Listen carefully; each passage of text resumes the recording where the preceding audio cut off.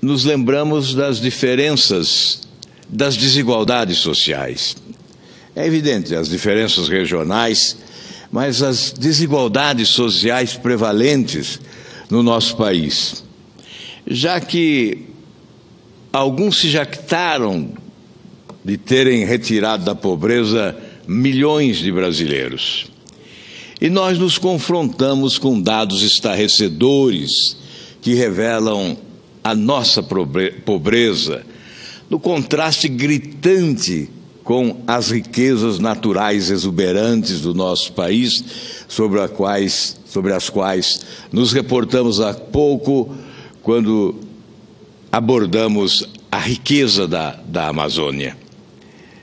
Sim, há um contraste gritante, há um contraste assustador, perturbador mesmo, contraste da pobreza nacional com as riquezas naturais desse país, mas há também esse contraste entre o discurso de alguns e a realidade vivida por muitos dos brasileiros.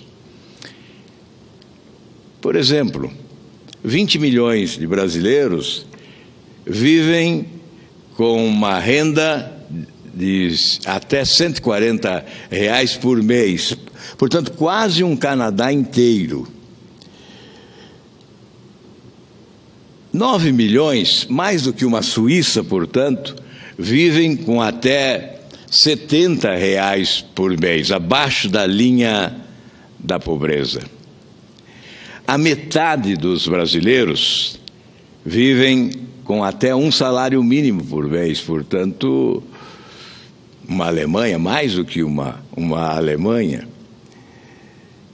sendo que 68% dos nordestinos vivem com menos de um salário mínimo por mês. E se avançamos um pouco, vamos verificar que 35 milhões de brasileiros, portanto, mais do que um país como o Canadá, não possuem acesso à água tratada. 17 milhões de brasileiros não possuem acesso à coleta de lixo, portanto, uma Holanda. 100 milhões de brasileiros não possuem acesso ao saneamento básico, portanto, mais uma vez, uma população semelhante à da Alemanha, sem acesso ao esgoto sanitário. 4 milhões, é uma Nova Zelândia, não tem sequer um banheiro em casa. Portanto, esse é um cenário devastador. De cada 4 brasileiros, um vive da Bolsa Família. Em alguns estados brasileiros do Nordeste, mais de 50% da população vive do Bolsa Família. Portanto, há uma pobreza instalada no Brasil que contrasta com a riqueza desta nação. Por isso, esse é um grande desafio. É, sem dúvida, o desafio maior: promover reformas que possam reduzir desigualdades sociais, que possam nos retirar desse cenário de vergonha e de impotência diante dos problemas que afligem as camadas mais pobres da população, já que esse país mergulhou num oceano de dificuldades sem precedentes. A crise está instalada. Nós saímos de uma recessão que foi a maior dos últimos 50 anos. Nós estamos vivendo o maior desemprego dos últimos 25 anos.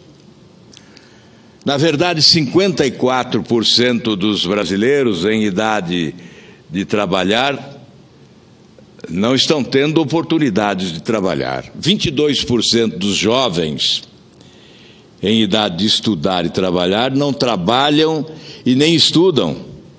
E dos 90 milhões de brasileiros empregados, apenas 33 milhões possuem a carteira de trabalho.